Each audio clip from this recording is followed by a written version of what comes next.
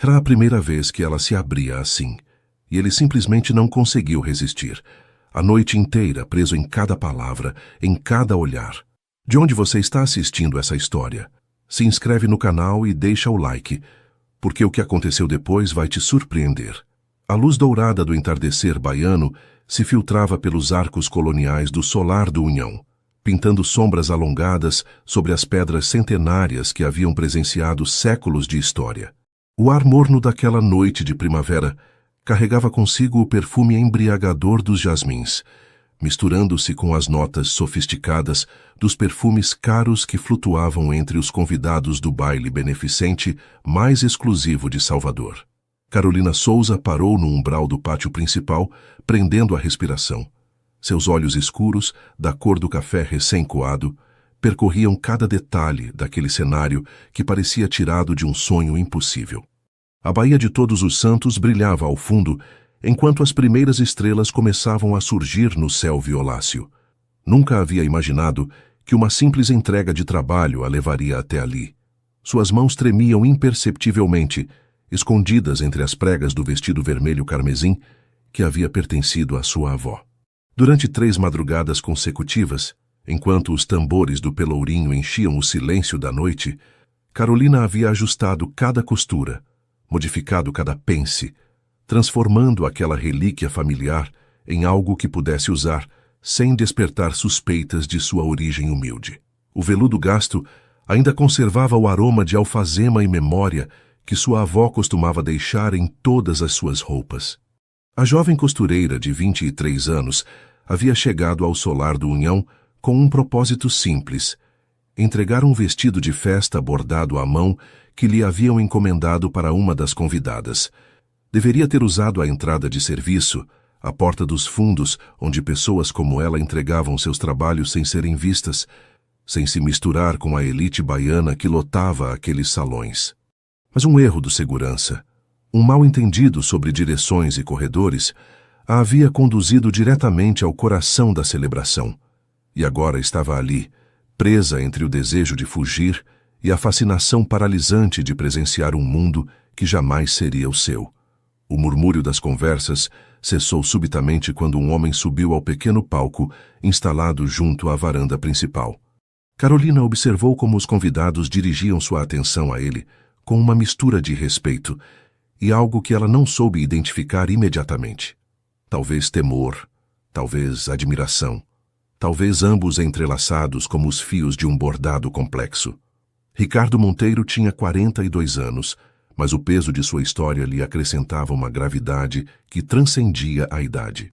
Seus cabelos escuros, salpicados de alguns fios prateados nas têmporas, emolduravam um rosto de feições marcantes que raramente se suavizavam com sorrisos. Era alto, de ombros largos, e se movia com a segurança de quem está acostumado a que o mundo se adapte aos seus passos. A taça de espumante que segurava na mão direita brilhava como ouro líquido sob as luzes estrategicamente dispostas. Começou seu discurso com voz profunda, modulada por anos de negociações e apresentações diante de conselhos de administração.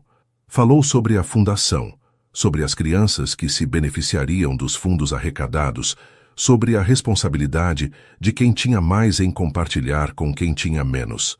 Suas palavras eram corretas, impecáveis, mas Carolina detectou algo no tom que lhe pareceu estranhamente familiar.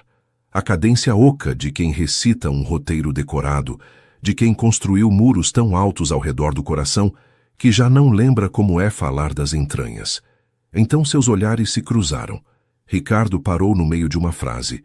A taça de espumante em sua mão oscilou perigosamente, derramando algumas gotas douradas sobre a toalha branca do palco.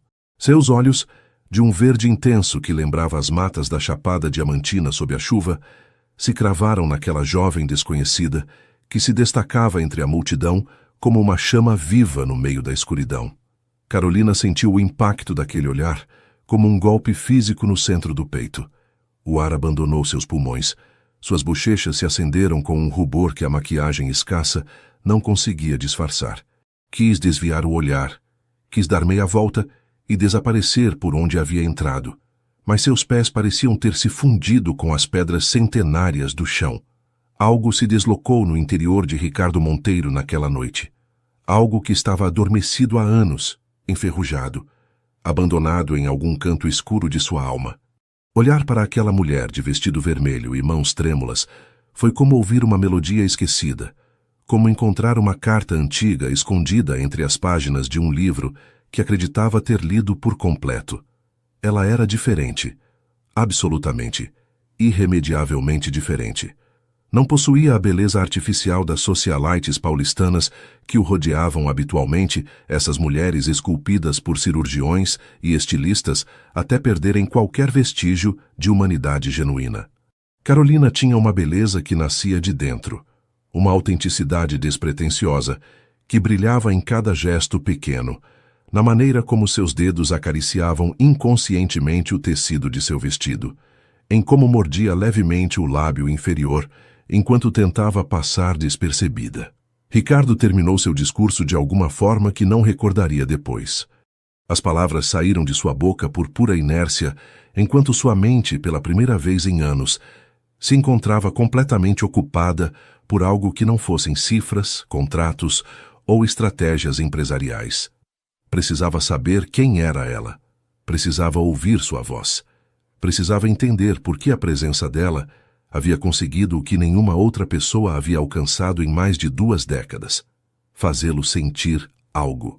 E enquanto a orquestra começava a tocar os primeiros compassos de uma valsa, enquanto os convidados se dispersavam pela pista de dança improvisada entre as colunas antigas, Ricardo Monteiro, o empresário que havia construído um império sobre os alicerces do autocontrole e da frieza calculada, tomou uma decisão que mudaria o rumo de sua vida para sempre.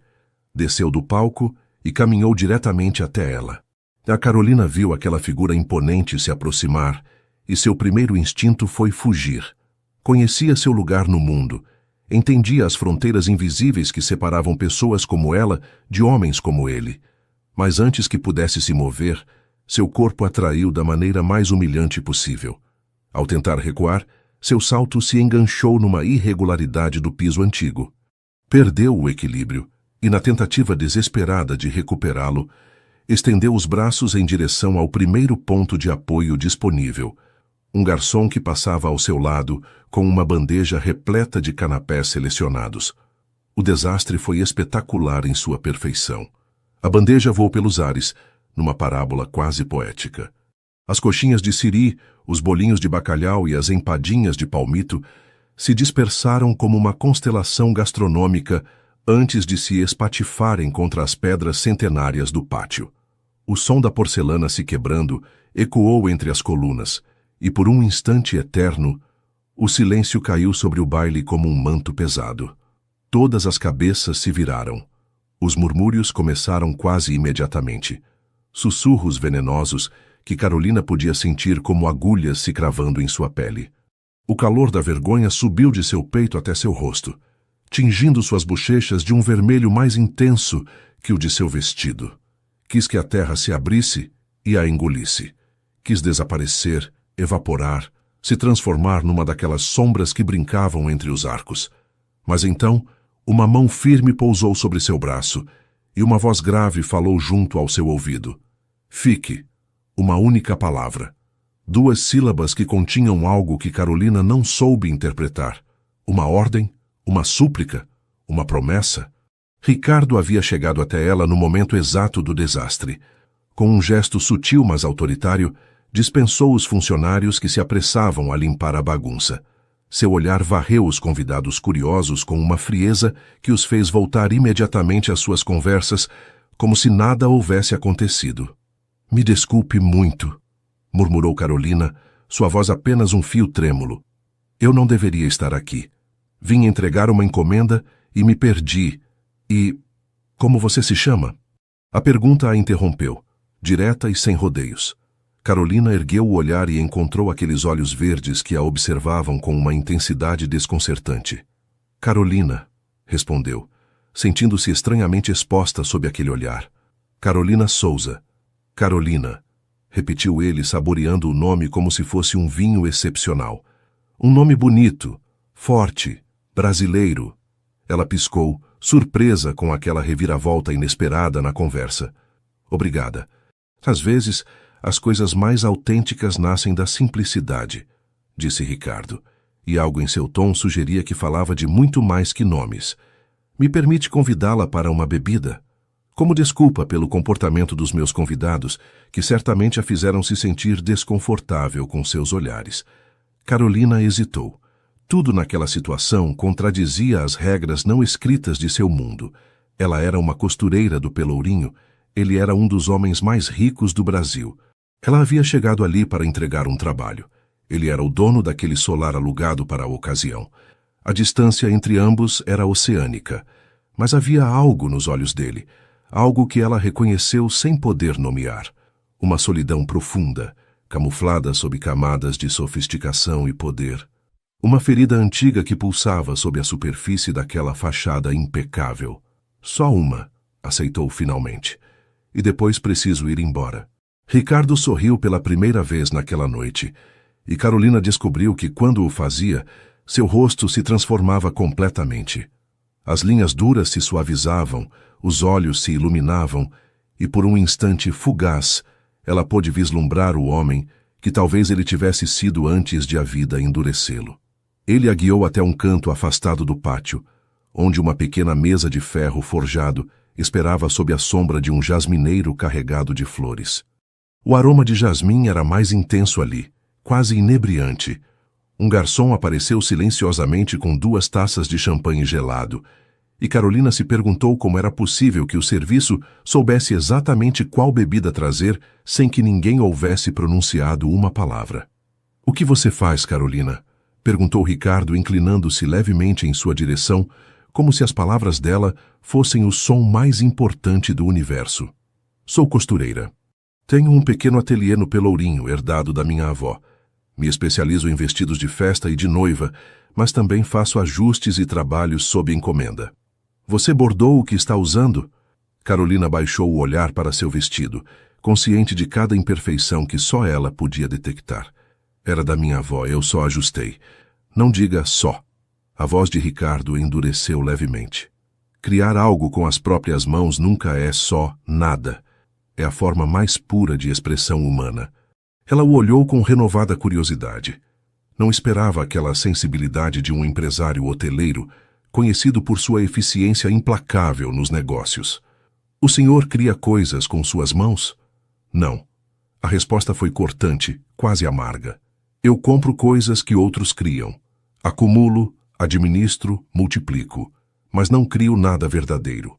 O silêncio que se seguiu foi denso, carregado de significados não expressos.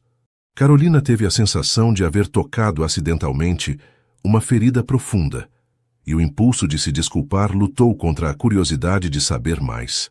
— Por que me olha assim? Perguntou finalmente, incapaz de suportar por mais tempo a intensidade daqueles olhos verdes. — Porque não entendo como é possível que você exista. A confissão a deixou sem fôlego. Ricardo desviou o olhar pela primeira vez, dirigindo-o para a baía, onde as luzes de Salvador brilhavam ao longe. — Faz anos que frequento eventos como este. Continuou sua voz mais baixa, mais íntima. Anos rodeado de pessoas que querem algo de mim. Dinheiro, influência, contatos. Esqueci como é conversar com alguém que não tem uma agenda oculta, que não calcula cada palavra. Como o senhor sabe que eu não tenho uma agenda oculta? A pergunta era desafiadora, e Carolina se surpreendeu com sua própria audácia. Mas Ricardo não pareceu ofendido. Ao contrário, um sorriso quase imperceptível curvou os cantos de seus lábios. Por suas mãos. Minhas mãos. Tem calos. Tem pequenas cicatrizes de agulhas. Tem a textura de quem trabalha, de quem cria, de quem conhece o valor do esforço honesto. As mãos de alguém com agenda oculta estão sempre bem cuidadas demais, perfeitas demais. As suas contam uma história verdadeira. Carolina sentiu que as lágrimas ameaçavam brotar de seus olhos e piscou rapidamente para contê-las. Ninguém jamais havia falado de suas mãos com semelhante reverência. Para a maioria, eram mãos ásperas, mãos de trabalhadora, mãos que denunciavam sua origem humilde. Para aquele homem estranho e contraditório, eram aparentemente algo precioso. — Você dança?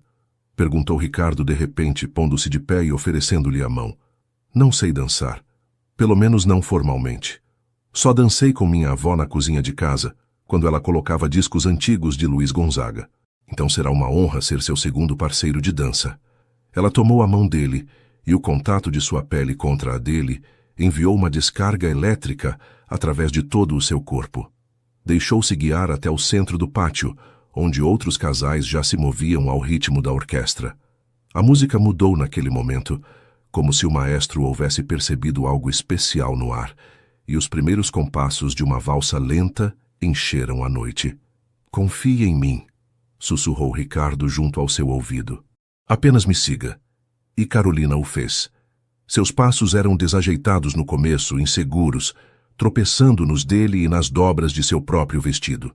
Mas Ricardo a guiava com uma paciência infinita, corrigindo suavemente seus movimentos, antecipando seus erros, sustentando-a quando ameaçava perder o equilíbrio. Pouco a pouco, algo mágico começou a acontecer.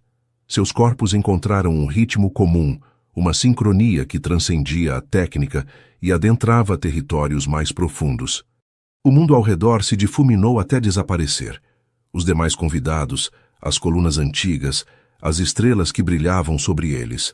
Só existiam os dois, movendo-se juntos sob o céu de Salvador, tecendo com seus passos uma história que apenas começava. Quando a música terminou, Carolina percebeu que haviam dançado 3 peças completas sem parar. Sua respiração estava agitada, mas não pelo esforço físico. Algo havia despertado em seu interior, algo que ela não sabia que existia, que ao olhar para Ricardo, viu em seus olhos o mesmo despertar, a mesma surpresa, a mesma certeza aterrorizante de que aquela noite havia mudado algo fundamental no tecido de suas vidas. O jardim de jasmins se estendia além do pátio principal, um labirinto perfumado de trilhas de pedra e fontes escondidas. Ricardo guiou Carolina através dele, enquanto o baile continuava às suas costas, o murmúrio das conversas e a música da orquestra transformados em um rumor distante. "Minha avó dizia que os jasmins de Salvador guardam segredos", comentou Carolina acariciando uma folha brilhante ao passar, "que se você sussurrar seus desejos a eles na primavera, quando florescem, eles se realizam antes de as flores murcharem. Você acredita nessas coisas?" "Acredito que há verdades que a lógica não pode explicar." "E o senhor?" Ricardo guardou silêncio durante vários passos, considerando a pergunta com uma seriedade que Carolina não esperava. "Deixei de acreditar em muitas coisas há muito tempo", admitiu finalmente. "Mas esta noite estou começando a duvidar das minhas próprias certezas." Sentaram-se em um banco de pedra junto a uma pequena fonte, cujo murmúrio proporcionava uma cortina de intimidade, frente ao resto do mundo. A lua, quase cheia, banhava tudo com uma luz prateada que suavizava os contornos e tornava as cores mais profundas. "Me fale do seu ateliê", pediu Ricardo. "Me fale do seu trabalho." Carolina não pôde evitar sorrir. Ninguém fora de seu círculo íntimo jamais lhe havia pedido que falasse de algo tão mundano. É pequeno. Mal tem espaço para uma mesa de corte e 2 máquinas de costura. Fica num beco do Pelourinho, tão estreito que o sol só entra durante 2 horas ao meio-dia. As paredes estão cheias de fotografias antigas. Minha avó com suas clientes, minha mãe de criança experimentando vestidos, eu aprendendo meus primeiros pontos. Fez uma pausa, perdida momentaneamente nas memórias. Cheira a tecido e a óleo de máquina, e no verão faz um calor terrível porque não posso pagar ar-condicionado. Mas quando estou lá, cortando moldes ou bordando rendas, sinto que estou exatamente onde devo estar. "Você nunca quis algo mais?", perguntou Ricardo, genuinamente curioso. "Algo maior, mais ambicioso?" "Sonho em criar minha própria coleção algum dia. Vestidos que contem histórias, que sejam algo mais que roupa para usar. Mas sonhos grandes exigem recursos grandes, e eu mal consigo pagar o aluguel todo mês." "Recursos podem ser conseguidos. Não da maneira que o senhor os conseguiu. Nem todo mundo nasce com vantagens." As palavras saíram mais cortantes do que Carolina pretendia, e ela se arrependeu imediatamente. Mas Ricardo não pareceu ofendido. Ao contrário, uma sombra cruzou seu rosto, escurecendo momentaneamente a luz que havia brilhado em seus olhos durante toda a noite. Não nasci com vantagens, disse baixinho. Nasci numa família que me abandonou quando mais precisei deles. Tudo o que tenho, construí das cinzas que eles deixaram. Carolina o olhou fixamente, sentindo que havia tocado algo profundo e inesperado. Desculpe, eu não sabia. Ninguém sabe. É uma história que mantive escondida por mais de 20 anos. Ricardo se virou para ela, e sua expressão era de uma vulnerabilidade que contrastava dramaticamente com a imagem de poder que projetava ao mundo. Mas há algo em você que me faz querer contar verdades que nunca compartilhei. O silêncio se estendeu entre eles, denso e expectante. Carolina entendeu que estava sendo convidada a cruzar um limiar, a entrar num território que aquele homem guardava zelosamente. Me conte, sussurrou. Se quiser, me conte. E Ricardo o fez. Falou de sua infância numa mansão em São Paulo, cercado de luxos que ocultavam uma disfunção profunda, de pais que se odiavam em silêncio, que usavam os filhos como peões em suas guerras pessoais, de uma mãe ausente emocionalmente e um pai tirânico que media o valor das pessoas unicamente por sua utilidade. Contou sobre a manhã em que acordou, aos 19 anos, para descobrir que seus pais haviam desaparecido durante a noite, sem aviso, sem despedida, sem explicação. Só deixaram dívidas astronômicas, escândalos prestes a estourar e 2 filhos órfãos de afeto, muito antes de serem órfãos de presença. Renata tinha 17 anos, continuou, sua voz apenas um sussurro rouco. Tive que me tornar adulto da noite para o dia. Tive que aprender a navegar um mundo que queria nos destruir, a reconstruir um império a partir dos escombros da traição. E você conseguiu? Conseguiu império. Seu riso foi amargo, desprovido de alegria. Mas no processo, perdi algo mais importante. Perdi a capacidade de confiar, de me abrir, de acreditar que alguém poderia ficar. Carolina estendeu a mão e a pousou suavemente sobre a dele. O gesto era simples, quase inocente, mas carregado de um significado que ambos perceberam. Eu também sei o que é perder coisas importantes, disse ela. Meu pai carregou uma culpa injusta durante toda a minha infância. Nunca falava do passado dele, mas eu via como aquilo o consumia por dentro. Morreu quando eu tinha 15 anos, e nunca soube exatamente o que o atormentava. Sinto muito. Não sinta. Ele me deixou algo mais valioso do que explicações. Me deixou o exemplo de um homem honrado que enfrentou as consequências de decisões que nem sequer eram suas. Me ensinou que a dignidade não se mede pelas circunstâncias, mas por como as enfrentamos. Ricardo girou sua mão sob a dela, entrelaçando seus dedos num gesto que pareceu natural, inevitável. Você é extraordinária, Carolina Souza. Sou uma costureira do Pelourinho que tropeçou numa bandeja de salgadinhos. Você é muito mais do que isso. E acho que esta noite você me salvou de algo, embora ainda não saiba exatamente do que. O amanhecer começava a se insinuar no horizonte, tingindo o céu de tons rosados e dourados. Haviam passado horas conversando, compartilhando histórias, descobrindo conexões inesperadas entre seus mundos aparentemente incompatíveis. Mas o tempo tinha outras intenções. O som de saltos se aproximando rompeu a bolha de intimidade que os envolvia. Uma mulher apareceu no final da trilha, sua silhueta recortada contra a luz nascente do dia. Alta, elegante, com os cabelos escuros presos num coque severo, caminhava com a determinação de quem está acostumada a que o mundo se afaste para deixá-la passar. Ricardo. Sua voz era fria, cortante como uma lâmina de aço. Estive te procurando por todo lado. O leilão beneficente terminou há horas e os patrocinadores principais esperam se despedir pessoalmente. Renata. O tom de Ricardo mudou imperceptivelmente, tornando-se mais formal, mais distante. Estava ocupado. Os olhos de Renata pousaram sobre Carolina com uma avaliação impiedosa, que a fez se sentir como um pedaço de tecido sob a lupa de um inspetor de qualidade. Cada detalhe foi registrado. O vestido ajustado que denunciava sua confecção caseira, as mãos trabalhadas, a ausência de joias caras.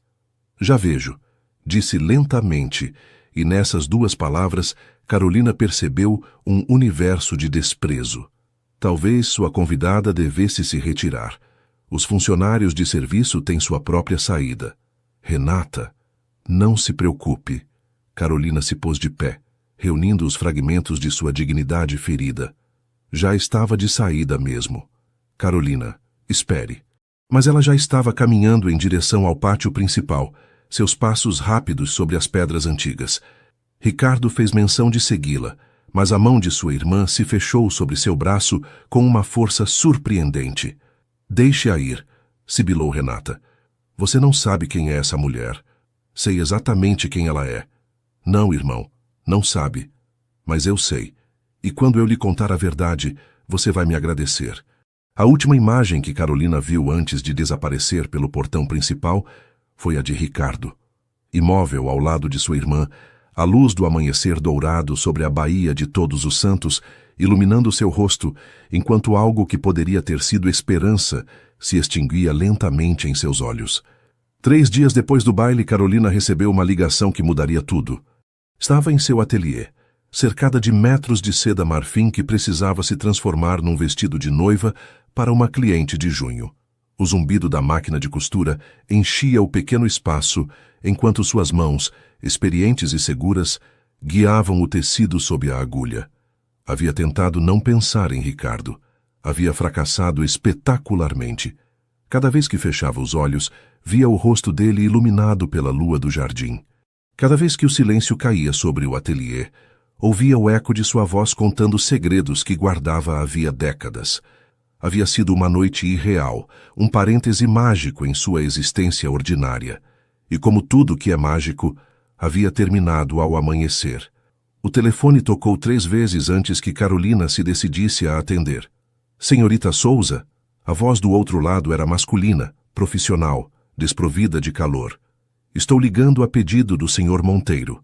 Ele gostaria de agendar uma reunião com a senhora esta tarde. O coração de Carolina deu um salto. Uma reunião? Para quê? O Sr. Monteiro prefere tratar o assunto pessoalmente. Às 5 horas no Hotel Monteiro de Salvador lhe convém? Ela hesitou. A parte racional de sua mente gritava para recusar, que aquilo não poderia trazer nada de bom. Mas outra parte, mais profunda e mais teimosa, precisava vê-lo de novo. Tudo bem. Às 5. Passou as horas seguintes alternando entre a antecipação nervosa e o terror. Experimentou 3 vestidos diferentes antes de se decidir por um simples de algodão azul que sua avó teria aprovado. Prendeu o cabelo numa trança que depois soltou. Maquiou-se levemente, tirou a maquiagem, maquiou-se de novo. Quando chegou ao Hotel Monteiro, um edifício histórico convertido em estabelecimento de luxo, no coração do Pelourinho, suas mãos tremiam tanto quanto na primeira noite. Mas não foi Ricardo quem a esperava no saguão. Renata Monteiro estava sentada numa das poltronas de couro, sua postura perfeita, sua expressão impenetrável. Ao lado dela, sobre uma mesinha de vidro, repousava uma pasta de cor parda. Senhorita Souza. Que pontual. Sente-se, por favor. Carolina obedeceu mecanicamente, sua confusão dando lugar rapidamente a uma apreensão crescente. Esperava ver seu irmão. Meu irmão não sabe que a senhora está aqui. Esta é uma conversa entre nós, de mulher para mulher. O silêncio se estendeu, pesado como uma laje. Renata abriu a pasta e extraiu várias fotografias em preto e branco, gastas pelo tempo. Reconhece este homem? Carolina pegou as fotografias com mãos trêmulas. Nelas aparecia um homem jovem, de feições angulosas e expressão séria, vestido com uniforme de motorista. Demorou vários segundos para reconhecer seu próprio pai. É meu pai, Miguel Souza. Mas como... Seu pai trabalhou para nossa família durante 3 anos, antes de você nascer. Era o motorista particular dos nossos pais. O mundo pareceu se inclinar sob os pés de Carolina. Eu não sabia. Ele nunca falou sobre... É claro que não falou. A voz de Renata destilava um veneno contido. Porque seu pai, senhorita Souza, foi cúmplice da maior traição que esta família já sofreu. Foi ele quem ajudou nossos pais a planejar a fuga. Foi ele quem dirigiu o carro que os levou ao aeroporto naquela noite. Foi ele quem nos deixou órfãos. Não. Carolina negou com a cabeça, recusando-se a acreditar. Meu pai era um homem honrado. Jamais teria... Jamais. Renata soltou uma risada seca, desprovida de humor. Aqui estão as provas. Extratos bancários que mostram depósitos regulares em sua conta durante os meses anteriores à fuga. Testemunhos de outros funcionários que o viram ajudar a carregar a bagagem. O contrato de aluguel do apartamento, onde nossos pais se esconderam antes de abandonar o país, assinado com o nome de seu pai. As fotografias e documentos caíam sobre a mesa como golpes, cada um mais devastador que o anterior. Carolina sentia que se afogava, que o chão se abria sob ela revelando um abismo de mentiras e segredos. Isso deve ser um erro, sussurrou. Tem que haver uma explicação. A explicação é simples. Seu pai foi um traidor. E agora, 20 anos depois, sua filha aparece num baile da minha família, seduzindo meu irmão com sua inocência fingida. Coincidência? Não acho. Eu não sabia de nada disso. Carolina se pôs de pé bruscamente, as lágrimas escorrendo por suas bochechas. Não fui àquele baile para seduzir ninguém. Nem sabia quem era Ricardo até aquela noite. Talvez seja verdade, talvez não. Mas o que é absolutamente verdade é que a senhora vai se manter afastada do meu irmão.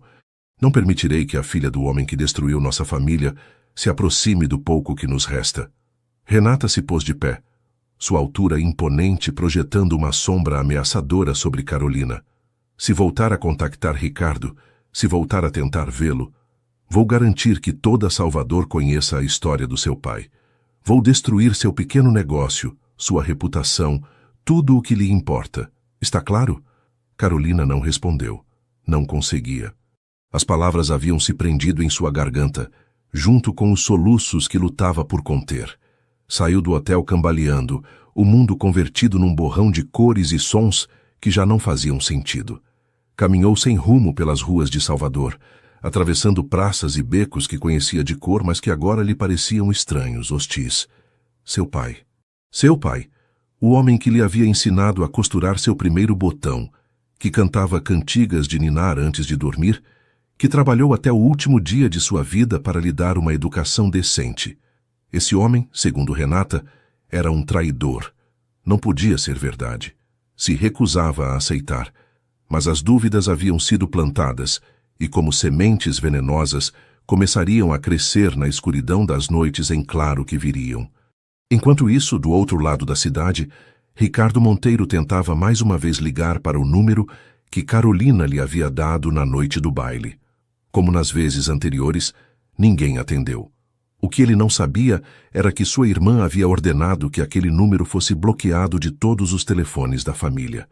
O que ele não sabia era que Carolina, sentada no chão de seu pequeno ateliê, chorava abraçada ao vestido vermelho que ainda cheirava a jasmim e a promessas quebradas. O que ele não sabia era que Renata mentia e que a verdade enterrada sob décadas de silêncio esperava pacientemente o momento de vir à luz. Os meses que se seguiram foram os mais difíceis da vida de Carolina. Junho chegou com sua explosão de festas juninas, transformando Salvador num carrossel de bandeirinhas, fogueiras e música de forró. As festas enchiam as ruas de risadas e passos de quadrilha, de barracas de comida típica e mulheres que desfilavam seus vestidos caipiras como obras de arte ambulantes. Mas Carolina não participava. Havia se trancado em seu ateliê, trabalhando dia e noite para cumprir as encomendas que se acumulavam na alta temporada de casamentos. O trabalho era seu refúgio, sua maneira de não pensar, de não sentir, de não lembrar daquela noite sob os jasmins. Ricardo havia parado de ligar depois de 2 semanas de tentativas infrutíferas. Carolina imaginava que ele tinha se cansado, que havia voltado à sua vida de bailes e negócios, que ela não havia sido mais do que uma distração passageira para um homem entediado com sua própria existência. Era mais fácil acreditar assim. Era mais fácil do que enfrentar a possibilidade de que Renata havia interferido, de que aquilo que havia nascido entre eles havia sido assassinado antes de ter oportunidade de crescer. O incêndio começou pouco depois da meia-noite, durante a última noite das festas juninas. Carolina havia adormecido sobre a mesa de corte, exausta depois de terminar o último vestido de uma cliente que precisava dele para o dia seguinte.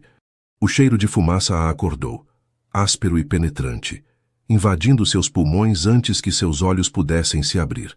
As chamas já lambiam as cortinas quando conseguiu se levantar.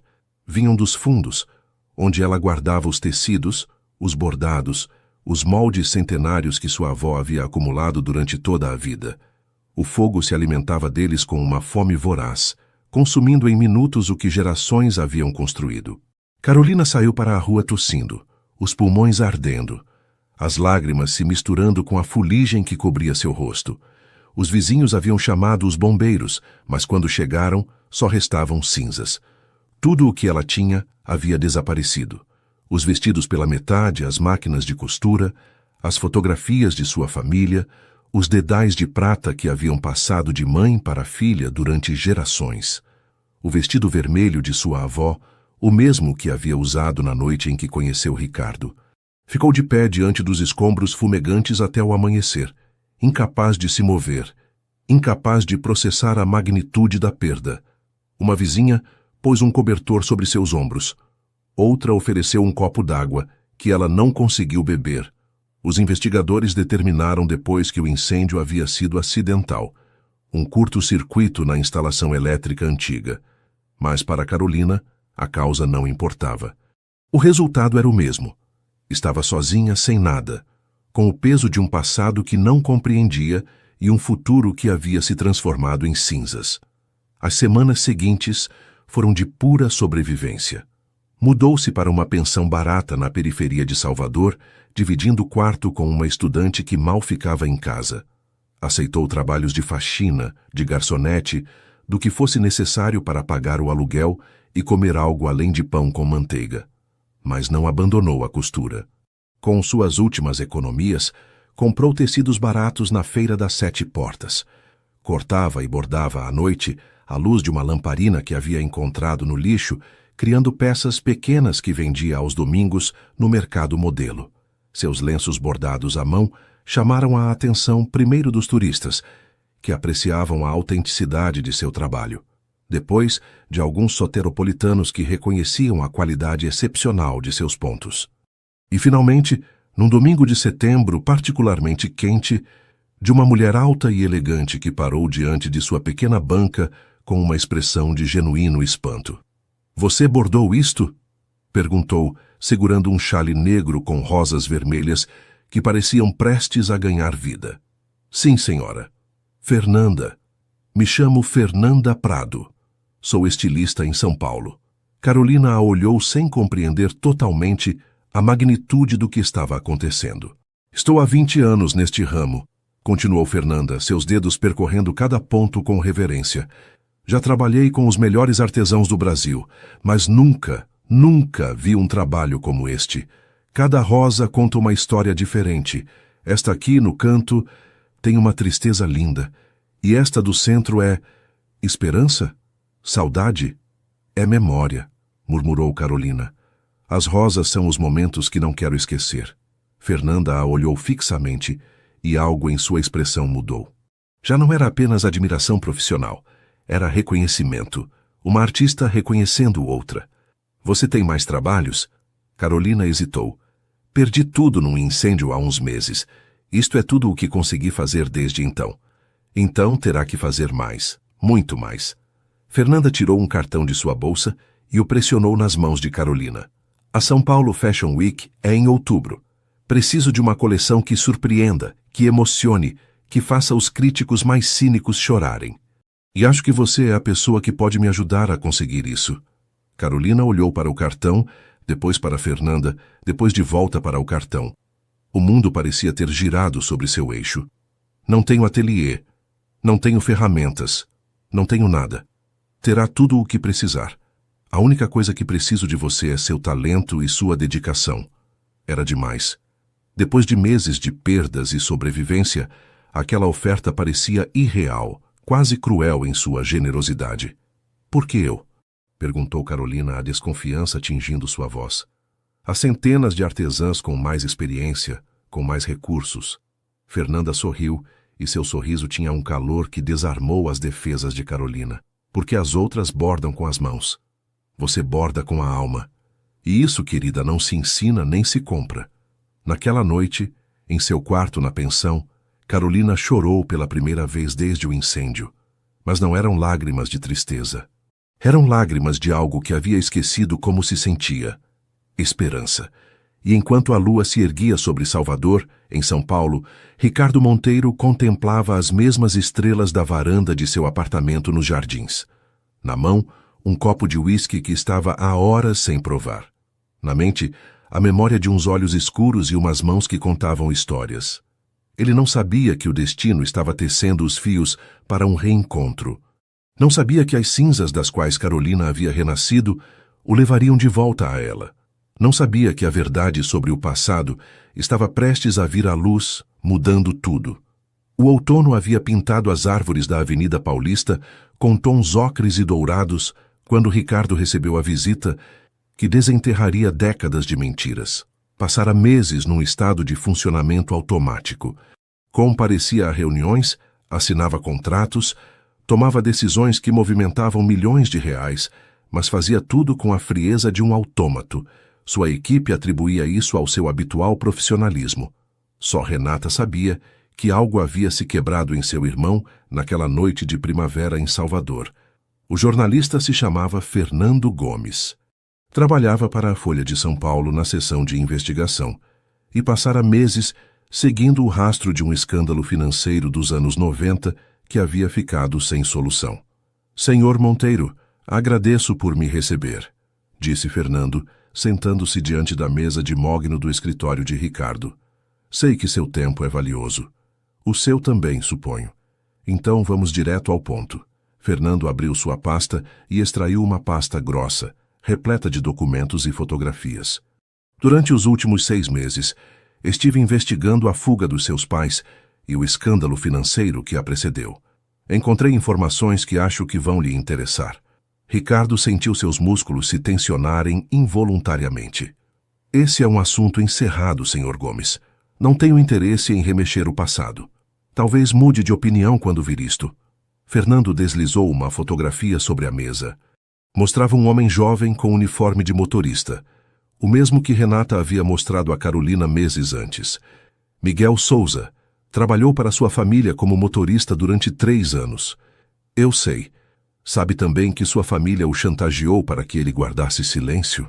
O silêncio que se seguiu foi tão profundo que Ricardo pôde ouvir as batidas de seu próprio coração. "Do que está falando?" Fernando extraiu mais documentos da pasta. Miguel Souza descobriu por acidente os planos de fuga dos seus pais. Encontrou documentos falsos, passagens de avião, transferências bancárias para contas no exterior. Ameaçou ir à polícia. Se isso fosse verdade, por que não foi? Porque seus pais tinham informações sobre ele. Nada ilegal, mas potencialmente devastador. Miguel havia tido uma filha fora do casamento anos antes, uma menina que havia entregado para a adoção quando era muito jovem. Seus pais ameaçaram revelar essa informação à esposa de Miguel se ele não cooperasse.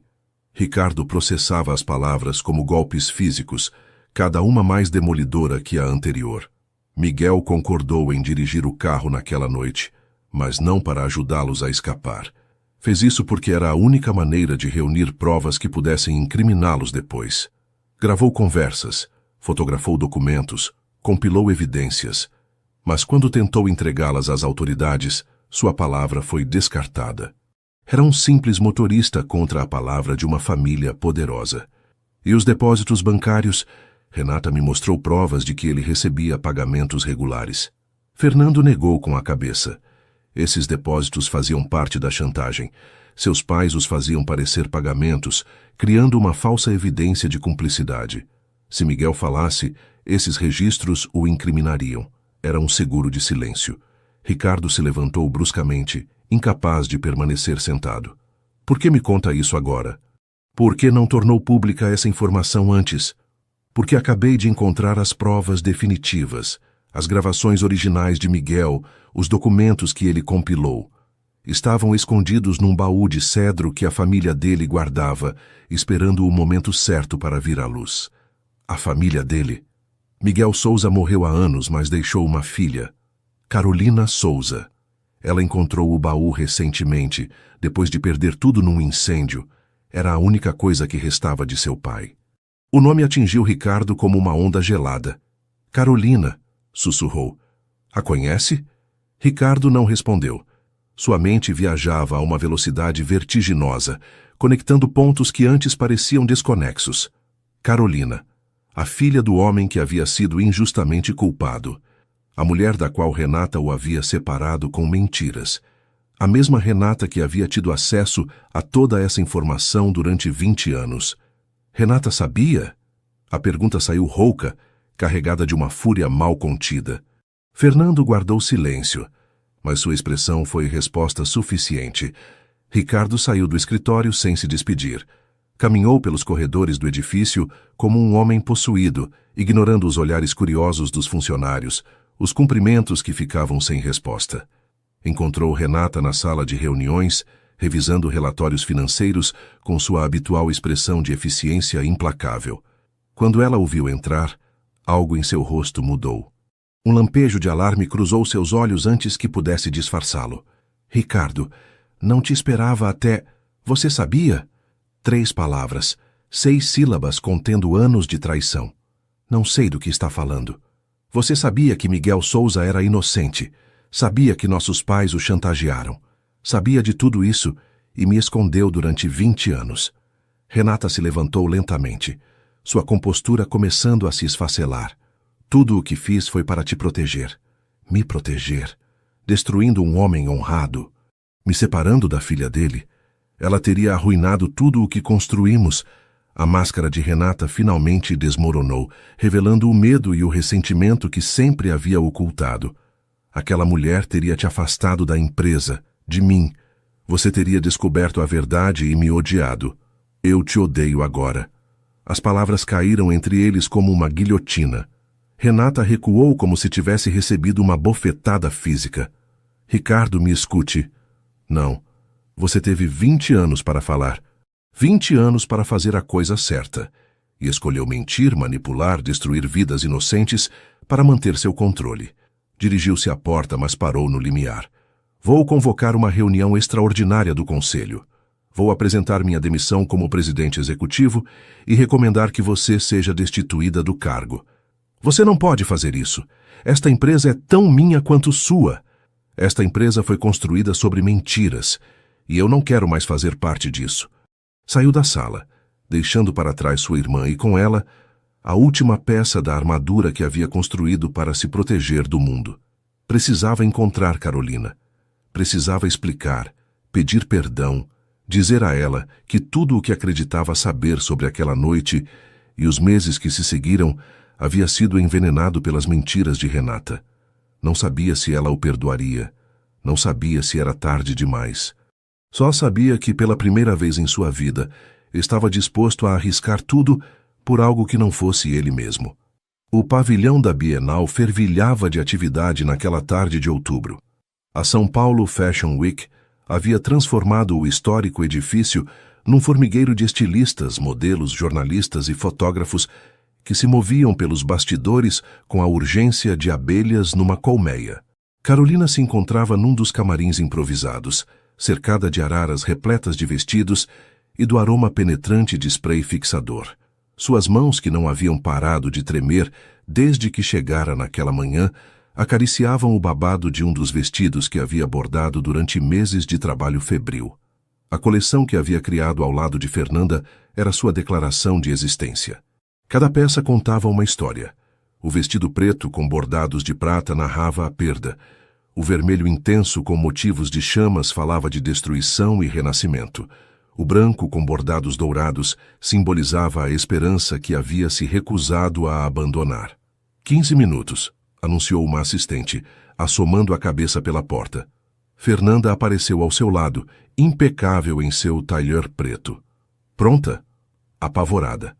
Isso significa que você se importa. Quem não sente medo são os que não têm nada a perder. Carolina assentiu, tentando controlar sua respiração. O público que esperava do outro lado daquelas cortinas incluía os críticos mais influentes da moda brasileira, compradores das principais boutiques da América Latina, jornalistas que podiam lançar ou destruir uma carreira com um único artigo. E, embora ela não soubesse, também incluía Ricardo Monteiro. Ele havia chegado cedo, ocupando um assento na última fileira, tentando passar despercebido em meio à multidão. Passara semanas procurando Carolina sem sucesso. Seu número de telefone havia mudado, seu ateliê já não existia, e os vizinhos do Pelourinho só sabiam que ela havia se mudado depois do incêndio. Havia sido Fernanda quem, sem saber, lhe dera a pista.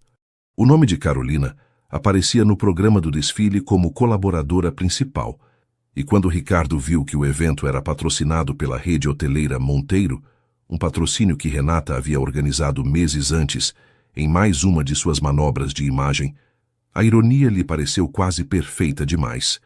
As luzes se atenuaram, a música começou, uma mistura de bossa nova contemporânea e eletrônica que criava uma atmosfera hipnótica. As modelos começaram a desfilar, e Ricardo esqueceu momentaneamente o propósito de sua presença. Os vestidos eram extraordinários.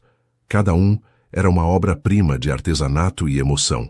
Cada bordado uma pincelada de cor numa tela de tecido. Mas foi o penúltimo vestido que o deixou sem fôlego. Era vermelho carmesim, do mesmo tom exato do vestido que Carolina havia usado naquela noite no solar do Unhão.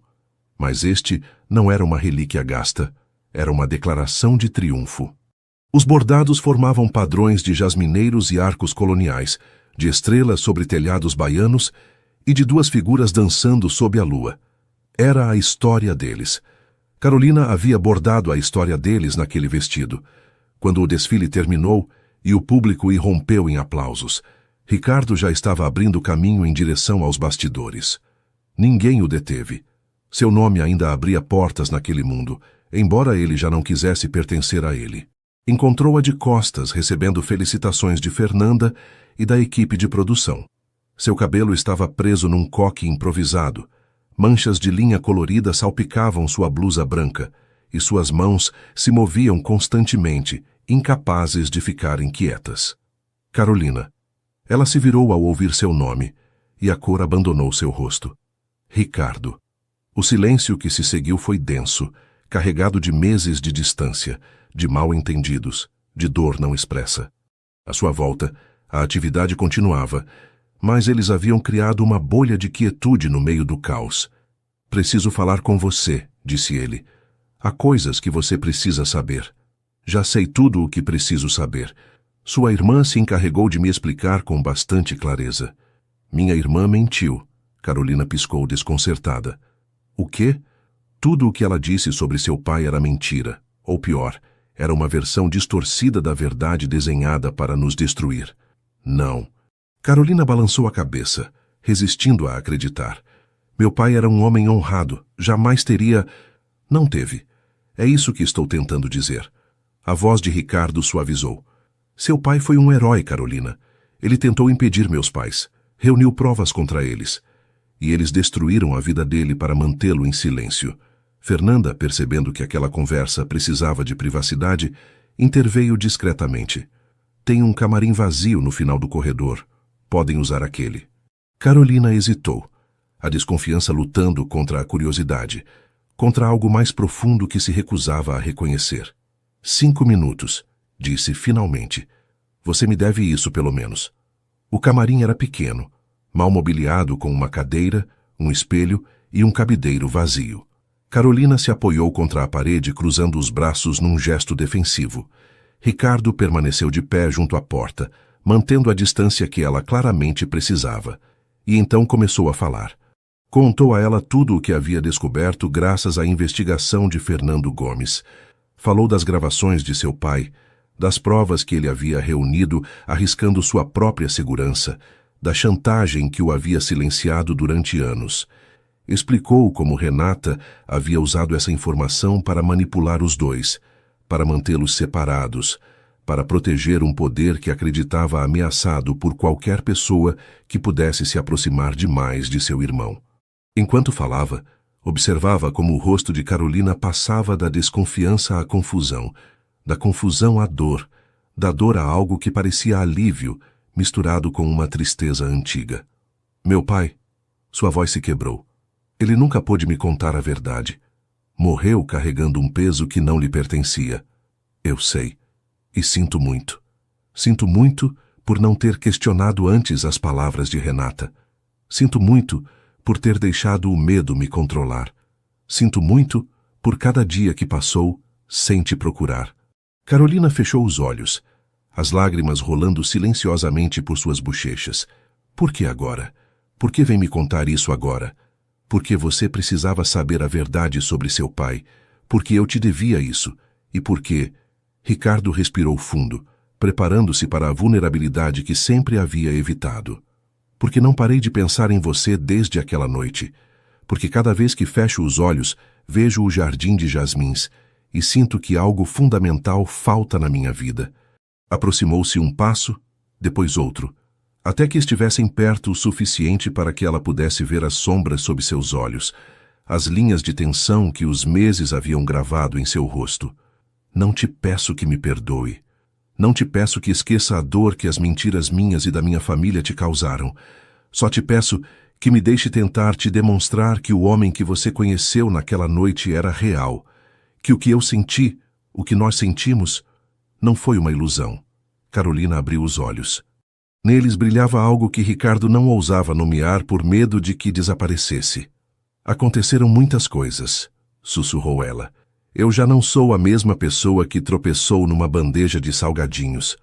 Eu também não sou o mesmo que parou um discurso porque não conseguia tirar os olhos de uma desconhecida. Ricardo estendeu a mão sem tocá-la, oferecendo uma escolha. Mas talvez possamos descobrir quem somos agora, juntos. O silêncio se estendeu entre eles, carregado de possibilidades e de medos.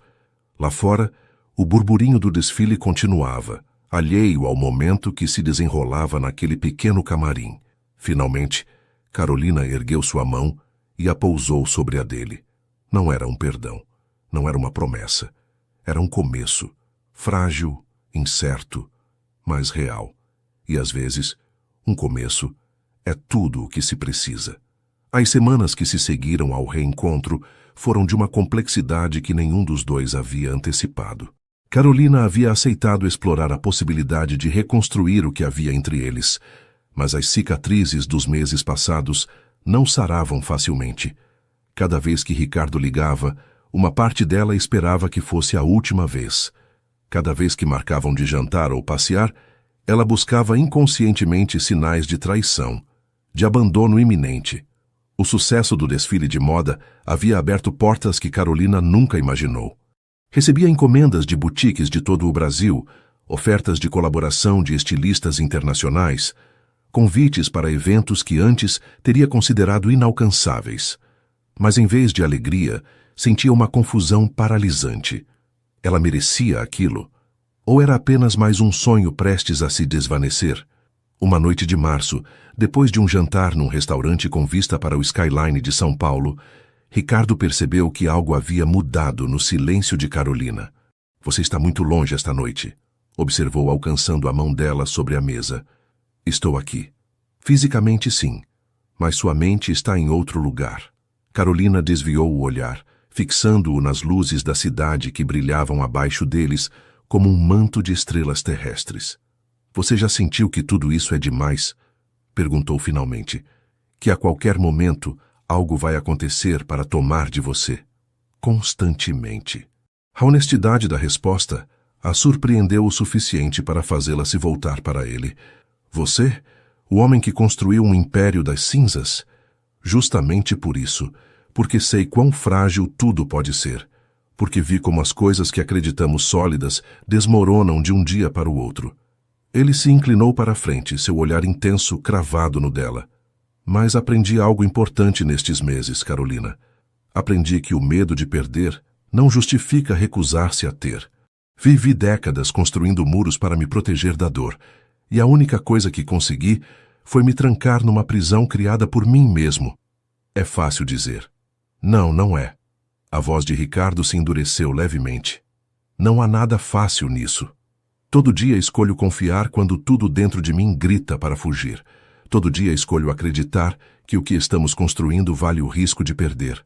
Carolina sentiu que as lágrimas ameaçavam transbordar. Eu tenho tanto medo, confessou. Medo de que isso não seja real. Medo de que um dia eu acorde e descubra que foi mais um sonho do qual preciso despertar. Então teremos medo juntos.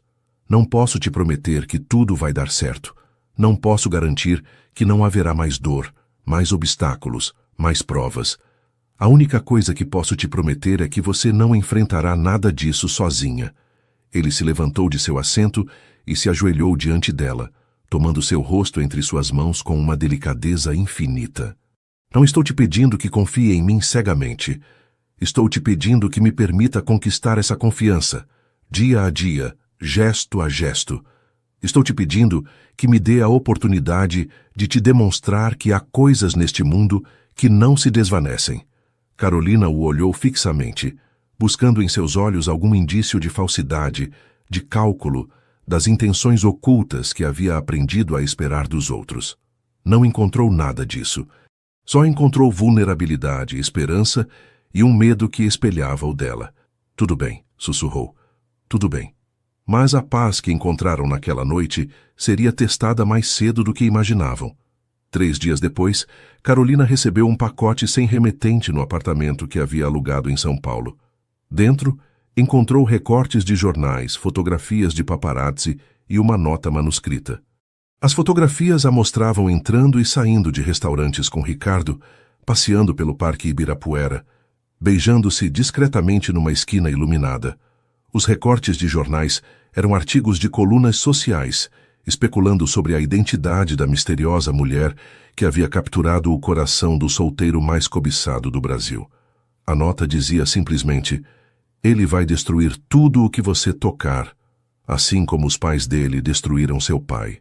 Afaste-se enquanto pode. Não havia assinatura, mas Carolina não precisava de uma. Reconhecia a caligrafia elegante de Renata. Amassou os papéis com mãos trêmulas, a dúvida envenenando a paz que com tanto esforço havia começado a construir. E se Renata tivesse razão?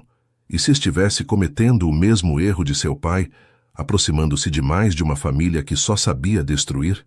Passou 3 dias sem atender às ligações de Ricardo. No 4º dia, ele apareceu na porta de seu apartamento, com olheiras profundas e uma expressão de preocupação que a lembrou dolorosamente de seu pai quando algo o atormentava. — O que está acontecendo? Perguntou sem rodeios. — O que houve? Carolina hesitou, a nota de Renata queimando no bolso de seu roupão. — Nada. Não minta para mim. Passamos semanas construindo algo, e de repente você se fecha como se nada houvesse existido. Preciso saber o que mudou. A confrontação fez algo se partir no interior de Carolina. Ela tirou os papéis amassados e os entregou sem palavras. Ricardo os examinou em silêncio, seu rosto escurecendo a cada segundo que passava. — Renata, murmurou finalmente, como posso ter certeza de que ela não tem razão? Como posso saber que não estou caminhando para a mesma armadilha que destruiu meu pai? Porque eu não sou meus pais. Eles provavelmente também acreditavam nisso. O golpe foi baixo, e Carolina soube no momento em que as palavras saíram de seus lábios, mas o estrago já estava feito. Ricardo recuou um passo, como se tivesse recebido um impacto físico. — Você tem razão, disse, sua voz estranhamente vazia. Você tem toda a razão em duvidar, em se perguntar se vale a pena se arriscar por alguém que vem de uma família como a minha. Dirigiu-se à porta, e Carolina sentiu o pânico se apoderar dela. — Ricardo, espera. Não. Parou no limiar sem se virar. Você precisa de tempo para pensar. E talvez eu também. A última coisa que quero é te pressionar a tomar uma decisão para a qual não está preparada. A porta se fechou com um clique suave, e Carolina ficou sozinha no silêncio de seu apartamento, cercada pelos papéis amassados que Renata havia enviado para destruir a única coisa boa que lhe restava. Deixou-se cair no sofá, abraçando os joelhos contra o peito como fazia quando criança, quando as tempestades de verão sacudiam as ruas do Pelourinho. A tempestade que rugia agora era muito pior, e ela não sabia como sobreviver a ela. Abril trouxe consigo uma surpresa que ninguém antecipava. Renata Monteiro havia desaparecido da vida pública depois de sua destituição do conselho de administração da empresa familiar. Os rumores a colocavam em diferentes lugares. Uma clínica de reabilitação na Suíça, um retiro espiritual em Minas Gerais, uma casa isolada em Trancoso. A verdade era mais mundana e, a seu modo, mais transformadora. Havia alugado um pequeno apartamento em Curitiba, longe do escrutínio de São Paulo, e havia começado terapia com uma psicóloga especializada em trauma familiar. Pela primeira vez em sua vida, estava enfrentando as feridas que havia passado décadas, ocultando sob camadas de controle e manipulação. Mas a notícia que abalaria Ricardo viria de outra direção. O jornalista Fernando Gomes ligou numa manhã de abril com informações que desenterrariam mais um segredo do passado. Senhor Monteiro, encontrei sua mãe. O chão pareceu se mover sob os pés de Ricardo. O quê? Dalva Monteiro. Ela não morreu como sua família afirmava. Passou as últimas 2 décadas escondida numa vila de pescadores em Paraty, fugindo de um casamento que a havia destruído psicologicamente. Ricardo processou as palavras em silêncio atordoado. Ela quer te conhecer, continuou Fernando. Se você estiver disposto. A mãe de Ricardo havia fugido, não abandonado. Havia se escondido para sobreviver, não por egoísmo. Havia vivido sob um nome falso, trabalhando numa pequena pousada, sem ousar contactar os filhos por medo das represálias do marido. A morte do pai de Ricardo anos atrás não havia sido suficiente para convencê-la a voltar. Fora o documentário sobre famílias separadas que finalmente lhe dera coragem para procurar os filhos. Carolina ficou sabendo pela televisão, num noticiário que especulava sobre o retorno da matriarca da família Monteiro. Preciso ir a São Paulo, disse ela a si mesma, sem perceber que já estava pegando as chaves. Não foi uma decisão consciente. Foi um impulso, uma certeza visceral de que, independentemente do que houvesse acontecido entre eles, Ricardo não devia enfrentar aquilo sozinho. Encontrou-o no bar do hotel, sentado sozinho numa mesa afastada, com uma taça de uísque intocada diante dele. Parecia ter envelhecido anos em semanas. As sombras sob seus olhos eram mais profundas, as linhas de tensão mais marcadas, a postura habitualmente ereta ligeiramente derrotada. Carolina se aproximou lentamente, o coração batendo tão forte que estava certa de que todo o bar podia ouvi-lo. Ricardo. Ele ergueu o olhar e a surpresa que cruzou seu rosto foi seguida imediatamente por algo mais complexo, mais doloroso. Carolina, o que faz aqui? Vi as notícias. Sobre sua mãe. Ah, uma risada amarga escapou de seus lábios. As notícias. Todo o Brasil agora sabe que Dalva Monteiro ressuscitou dos mortos para recuperar os filhos abandonados. Uma história perfeita para a imprensa. Como você está? A pergunta era simples, mas continha tudo o que Carolina não sabia como expressar com palavras mais elaboradas. Ricardo a olhou longamente antes de responder. Não sei. Sinceramente, não faço ideia de como estou. Passou a mão pelo cabelo num gesto de frustração. Passei 20 anos odiando uma mulher que, acabo de descobrir, estava tão presa quanto eu. Passei 20 anos culpando-a por me abandonar quando, aparentemente, ela também foi vítima do meu pai. Você conversou com ela? Uma vez, ontem. Apontou a cadeira à sua frente. Quer se sentar? Carolina assentiu, ocupando o assento que ele oferecia. O silêncio que se estendeu entre eles era diferente do das últimas semanas. Menos carregado de ressentimento, mais cheio de uma melancolia compartilhada. Ela me contou tudo, continuou Ricardo. Os anos de abuso psicológico, o controle que meu pai exercia sobre cada aspecto de sua vida, as ameaças que a mantinham paralisada. Disse que na noite em que foi embora, ele deu a ela uma escolha: ir embora sozinha ou ficar e ver como ele destruía os filhos, usando-os como peões em seus jogos de poder. Isso é terrível. É. E também é libertador, de uma maneira retorcida. Tomou um gole de uísque, o primeiro desde que Carolina chegara. Durante décadas construí minha identidade ao redor de ser o filho abandonado, o sobrevivente que se levantou sozinho contra o mundo. Descobrir que essa narrativa era incompleta, que havia dimensões da história que eu desconhecia, te obriga a reconsiderar quem você é. Exatamente. Carolina estendeu a mão sobre a mesa, pousando-a perto da dele sem chegar a tocá-lo. Sinto muito pelo que disse da última vez que nos vimos. Não tinha o direito de te comparar aos seus pais. Você tinha todo o direito. Ricardo girou sua mão entrelaçando os dedos com os dela. Você vem de uma família que foi destruída pela minha. É normal que tenha dúvidas, medos, desconfiança. Mas isso não justifica te machucar. Não, mas o dano não é irreparável. Pelo menos, não acho que seja. Olharam-se durante um longo momento, comunicando sem palavras tudo o que haviam calado durante semanas de separação. Minha mãe quer te conhecer, disse Ricardo de repente. O quê? Falei de você para ela, de nós, do que Renata fez para nos separar. Um sorriso triste curvou seus lábios. Acontece que ela lembra do seu pai. Diz que era um homem gentil, que cantava músicas nordestinas durante as viagens longas, que tentou ajudá-la a escapar uma vez, mas meu pai descobriu e o ameaçou. As lágrimas que Carolina havia contido durante semanas começaram a rolar por suas bochechas. Meu pai nunca me contou sobre isso. Provavelmente estava tentando te proteger, como minha mãe tentava proteger Renata e a mim ao ir embora. Como eu tentei me proteger de você me afastando quando Renata plantou suas mentiras. Ele se levantou de seu assento e contornou a mesa até ficar diante dela. Ajoelhou-se, tomando seu rosto entre suas mãos com uma delicadeza infinita. Estamos quebrados, Carolina, nós dois. Viemos de famílias quebradas, de histórias quebradas, de corações que aprenderam a temer antes de amar. Mas talvez isso nos faça perfeitos um para o outro. Talvez só as pessoas que conhecem a escuridão possam verdadeiramente apreciar a luz. Tenho medo, sussurrou ela.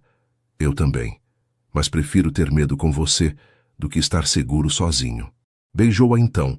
Um beijo que sabia a lágrimas e a uísque, a desculpas e a promessas, a tudo o que haviam perdido e a tudo o que ainda podiam construir. E lá fora, a chuva de abril começava a amainar, dando lugar aos primeiros raios de sol que se filtravam entre as nuvens. O verão chegou carregado de mudanças que transformaram a vida de todos os envolvidos naquela história entrelaçada de perdas e reencontros. Carolina viajou a Paraty para conhecer Dalva, acompanhada por Ricardo, mas decidida a enfrentar aquele encontro com seus próprios recursos. A pequena vila de pescadores onde Dalva havia passado 2 décadas era tão diferente da opulência que ela associava aos Monteiro que Carolina sentiu imediatamente uma conexão. As casas caiadas se agarravam às encostas como gaivotas pousadas sobre as rochas. O cheiro de sal e de mar impregnava tudo, misturando-se com o aroma das redes secando ao sol. Não havia luxos nem ostentação, apenas a beleza austera de um lugar que havia dado refúgio a uma mulher que fugia de sua própria vida. Dalva as recebeu numa casinha pequena, com vista para o mar. Seus olhos verdes, os mesmos de seu filho, brilhavam com uma mistura de nervosismo e esperança. Então você é Carolina, disse, tomando suas mãos entre as suas. A mulher que conseguiu o que ninguém pôde em 20 anos, fazer meu filho abrir seu coração. Não acho que consegui nada, respondeu Carolina, desconfortável com o elogio. Ele tomou essa decisão sozinho. Nenhuma decisão importante é tomada sozinha. Sempre há alguém que nos inspira, que nos empurra, que nos dá uma razão para mudar. Sentaram-se na varanda, contemplando o oceano enquanto o sol descia em direção ao horizonte. Dalva falou então de Miguel Souza, do homem gentil que havia tentado ajudá-la, que havia arriscado seu próprio bem-estar para proteger uma mulher que mal conhecia. Seu pai era um homem extraordinário, disse, seus olhos se umedecendo com a lembrança. Quando descobriu o que meu marido planejava, quando entendeu que ele ia abandonar os próprios filhos para se salvar, quis ir às autoridades. Mas Roberto, meu marido, era um homem perigoso. Ameaçou destruir Miguel, arruinar sua reputação, fazer sua vida impossível. Porque ele nunca me contou. A voz de Carolina se quebrou. Morreu carregando esse segredo. Morreu acreditando que o mundo pensava que ele era um traidor. Provavelmente porque amava sua mãe. E o segredo que usaram para chantageá-lo teria destruído seu casamento. Dalva apertou sua mão com gentileza. A filha que seu pai teve antes de se casar. Ele nunca parou de procurá-la. Mas naquela época, as adoções eram feitas sem registros, sem possibilidade de rastrear. Carolina absorveu aquela informação como mais um golpe numa série de revelações que não paravam de sacudi-la. Tenho uma irmã em algum lugar, murmurou. Uma irmã que nunca conheci. E talvez nunca conheça. Mas o importante é saber que seu pai não a abandonou emocionalmente. Não carregou esse peso por covardia ou por cumplicidade. Carregou por amor. Ricardo, que havia permanecido em silêncio durante toda a conversa, aproximou-se de Carolina e pousou uma mão em seu ombro. Se você quiser, podemos tentar encontrá-la. Tenho recursos, contatos. Talvez depois de tantos anos. Talvez, respondeu Carolina. Mas agora preciso processar tudo isso. Preciso fazer as pazes com o pai que achava que conhecia e descobrir o pai que ele realmente era. As semanas seguintes foram de reconstrução lenta e dolorosa. Carolina voltou a São Paulo, mas manteve contato regular com Dalva através de ligações e visitas ocasionais. Descobriu nela uma mulher forte que havia sobrevivido a circunstâncias impossíveis, e essa fortaleza ressoava com a sua própria. Enquanto isso, Ricardo enfrentava seus próprios desafios. Havia pedido demissão de seu cargo na empresa familiar, cedendo o controle a um conselho de administração independente. A decisão havia sido libertadora, mas também assustadora. Pela primeira vez em sua vida adulta, não tinha um império a construir, uma meta a perseguir, uma montanha a escalar. Não sei quem eu sou sem o trabalho, confessou uma noite, enquanto ele e Carolina passeavam pelo Parque Ibirapuera sob o céu estrelado de agosto. Talvez seja a hora de descobrir. E se eu não gostar do que encontrar? Carolina parou, obrigando-o a se virar para ela. Então você vai mudar. Isso é o que há de maravilhoso em não ser definido por um cargo ou uma empresa. Você tem a liberdade de se tornar quem quiser. Você acredita nisso? Na possibilidade de se reinventar? Olha onde eu estou. Abriu os braços, abarcando o parque, a cidade, tudo ao seu redor. Há um ano perdi tudo num incêndio. Achei que minha vida tinha acabado. E agora tenho mais do que jamais sonhei. Isso foi graças ao seu talento. Foi graças a não desistir. Talento sem perseverança não serve de nada. E você tem as duas coisas, Ricardo. Só precisa encontrar uma nova direção para canalizá-las.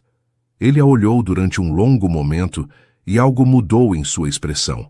A rigidez que sempre o acompanhava se suavizou, substituída por uma vulnerabilidade que ainda lhe custava mostrar. E se minha nova direção fosse você? E se eu decidisse que a única coisa que quero construir agora é uma vida com você? Carolina sorriu, e naquele sorriso havia tudo o que as palavras não podiam expressar. Então teríamos que aprender a construir juntos, sem plantas, sem garantias, apenas com a fé de que o que estamos criando vale a pena. Beijaram-se sob as estrelas de São Paulo, duas pessoas quebradas que haviam encontrado uma na outra as peças que lhes faltavam. Não era um final feliz, era um começo incerto. Mas às vezes, os começos incertos são os únicos que valem a pena. A primavera trouxe consigo uma surpresa que ninguém antecipava. A carta chegou para Carolina em setembro, escrita numa caligrafia que ela reconheceu imediatamente. Senhorita Souza, não espero o seu perdão. Não o mereço. Mas lhe devo uma explicação, e talvez através dela eu possa começar a me perdoar. Eu tinha 17 anos quando nossos pais nos abandonaram. 17 anos quando vi meu irmão mais velho se transformar da noite para o dia na única barreira entre nós e a destruição total. Desenvolvi então uma obsessão por controle que governou cada decisão da minha vida desde então. Quando vi você naquela noite no solar do Unhão, vi uma ameaça. Não porque fosse filha de Miguel Souza, mas porque vi como olhava para meu irmão. Vi que poderia afastá-lo de mim, que poderia se tornar a pessoa mais importante da vida dele, relegando-me ao papel de irmã prescindível. Usei a informação sobre seu pai não porque acreditasse que você era uma ameaça real, mas porque meu próprio medo me cegava. Preferi destruir algo bonito a correr o risco de perder a única coisa que me restava. Sei agora que estava errada. A terapia me ajudou a entender que controle não é amor, que manipulação não é proteção, que o medo não justifica o dano que causamos aos outros. Não lhe peço que me perdoe. Só lhe peço que saiba que o que fiz não foi por ódio a você, mas por um terror profundo da minha própria insignificância. Isso não o desculpa, mas talvez explique. Desejo-lhe toda a felicidade com meu irmão. Ele merece ser amado, e você parece ser a única pessoa capaz de amá-lo como ele precisa. Atenciosamente, Renata Monteiro. Carolina leu a carta 3 vezes antes de passá-la a Ricardo, que esperava ao lado dela no sofá de seu apartamento. O que você acha? Perguntou quando ele terminou de ler. Acho que minha irmã está tentando mudar. Realmente tentando, não apenas fingindo para recuperar sua posição. Você acha que devíamos dar uma chance a ela? Ricardo guardou silêncio durante um longo momento. Há 1 ano eu teria dito que não. Há 1 ano estava tão cheio de ressentimento que não conseguia ver além das minhas próprias feridas. Mas deixou a carta sobre a mesa. Se eu posso mudar, se você pôde me perdoar apesar de tudo o que minha família te fez, quem sou eu para negar a Renata a mesma oportunidade? Não precisa ser fácil nem rápido. Não, mas pode ser possível. O reencontro com Renata ocorreu 1 mês depois, num café neutro de Florianópolis, longe das associações e memórias que carregavam os lugares de seu passado comum. Carolina havia insistido em acompanhar Ricardo, não para confrontar Renata, mas para presenciar um momento que intuía crucial para o futuro de todos. Renata estava mudada, não apenas fisicamente, havia emagrecido, seu cabelo agora mostrava alguns fios brancos que antes tingia obsessivamente, mas em algo mais profundo. A rigidez implacável que a havia definido durante décadas se havia suavizado, substituída por uma vulnerabilidade que Carolina jamais teria imaginado possível. Obrigada por virem, disse Renata quando se sentaram. Não tinha certeza de que aceitariam. Quase não aceitamos, respondeu Ricardo com honestidade, mas Carolina me convenceu de que as pessoas merecem segundas chances. Renata olhou para Carolina diretamente pela primeira vez. Meu irmão escolheu bem. Isso é a única coisa que importa. A conversa que se seguiu foi difícil. Houve lágrimas, acusações contidas, silêncios carregados de décadas de dor acumulada. Mas também houve algo novo. A vontade genuína de entender, de curar, de construir algo diferente sobre os escombros do passado. Quando se despediram horas depois, o sol se punha sobre o mar, pintando o céu de laranjas e violetas. Isso não significa que está tudo bem, advertiu Ricardo à irmã. Vamos precisar de tempo. Eu sei, e estou disposta a esperar o tempo que for necessário. Carolina observou a troca em silêncio, sentindo que algo importante havia mudado. Não era perdão completo. Era algo mais modesto, mas igualmente valioso. A abertura para a possibilidade do perdão. De volta a São Paulo, no avião que os levava para sua vida compartilhada, Ricardo tomou a mão de Carolina e a apertou suavemente. Obrigado. Por quê? Por me ensinar que as pessoas podem mudar. Que o passado não precisa definir o futuro. Que o amor é mais forte que o medo. Carolina apoiou a cabeça no ombro dele, contemplando as nuvens que passavam pela janela. Não te ensinei nada que você já não soubesse. Só te lembrei de que estava aí. E enquanto o avião avançava pela noite, ambos souberam que haviam superado mais uma prova no caminho em direção a algo que valia a pena lutar para preservar. Dezembro chegou com seu manto de calor e sua promessa de celebrações. São Paulo se vestiu de luzes natalinas e as feiras de Natal se encheram do aroma de panetone e de pinhão assado. Carolina havia passado semanas trabalhando numa coleção especial para a temporada de casamentos do ano seguinte. Seu ateliê no centro de São Paulo, um espaço iluminado que Ricardo havia insistido em financiar como investimento em seu futuro compartilhado, fervilhava de atividade. 3 assistentes trabalhavam sob sua supervisão, aprendendo as técnicas de bordado que sua avó lhe havia transmitido. Mas havia algo que a inquietava. Uma pergunta que não havia encontrado resposta desde que Dalva lhe revelara a existência daquela irmã desconhecida. O baú de cedro de seu pai continuava no depósito onde havia guardado os poucos pertences que sobreviveram ao incêndio. Não havia tido coragem de abri-lo, temerosa do que poderia encontrar, das revelações que poderia conter. Foi Ricardo quem a convenceu a enfrentá-lo. Você não pode construir um futuro se continuar fugindo do passado, disse uma noite, enquanto jantavam no apartamento que agora dividiam. Seja o que for que haja naquele baú, vamos enfrentar juntos. O dia em que foram ao depósito, o céu estava cinza e ameaçava chuva.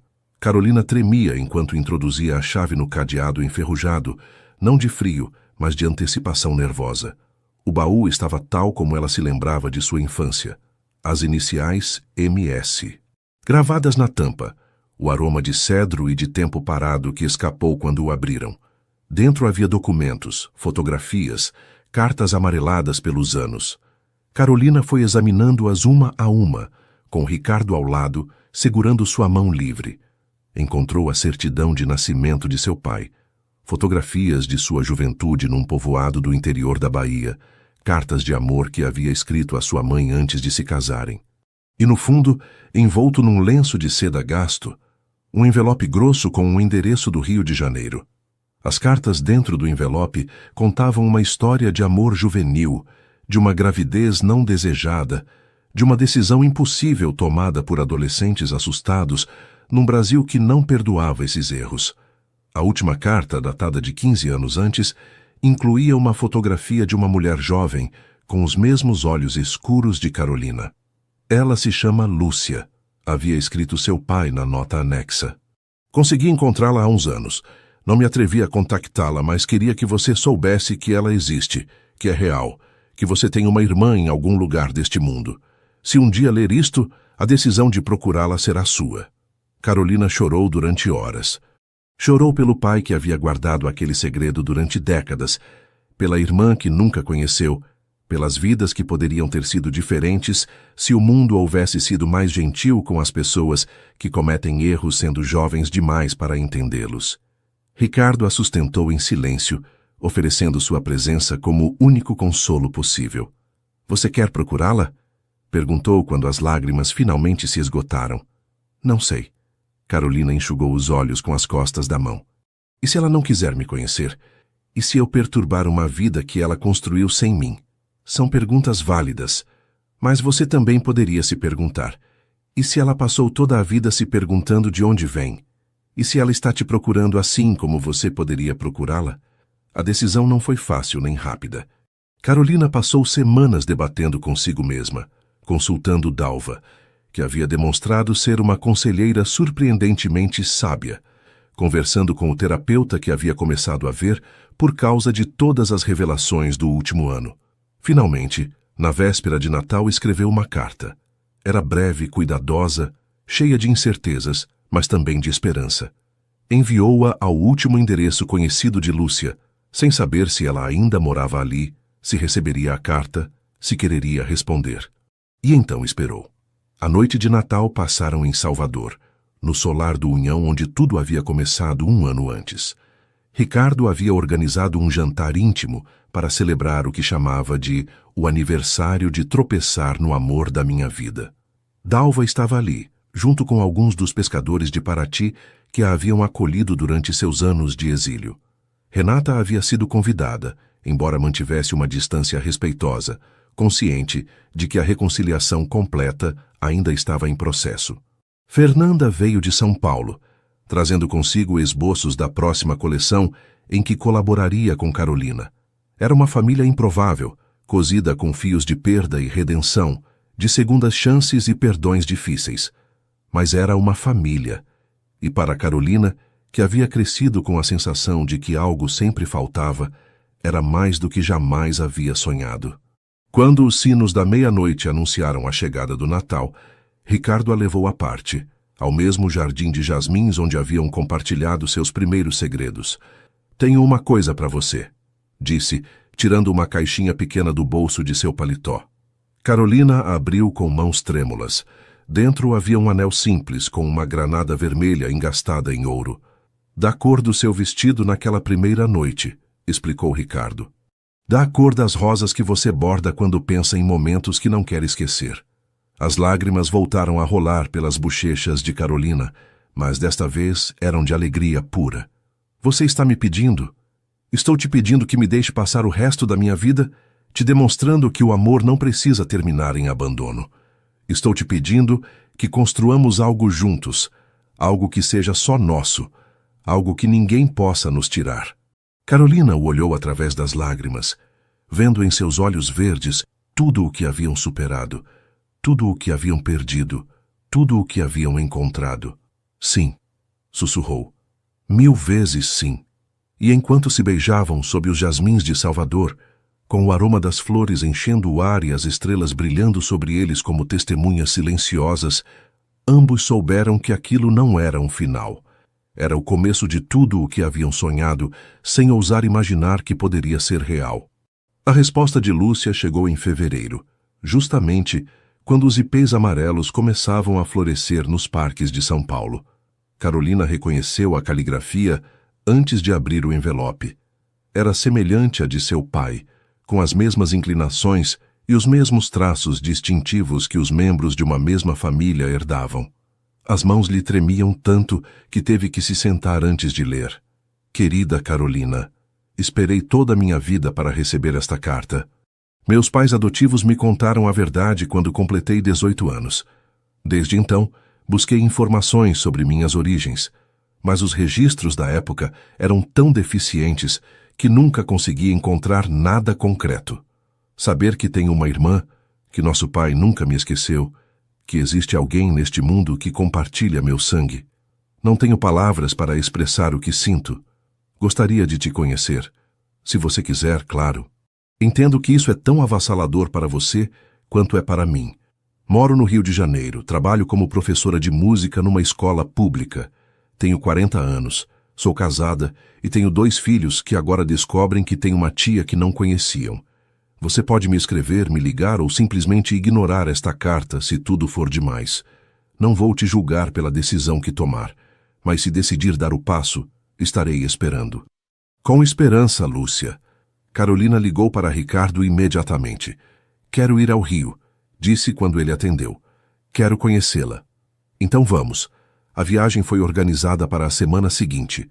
Carolina passou os dias anteriores num estado de nervosismo que não conseguia controlar. Mudava de opinião a cada poucas horas. Primeiro estava convencida de que era a coisa certa a fazer. Depois, aterrorizada pelas possíveis decepções.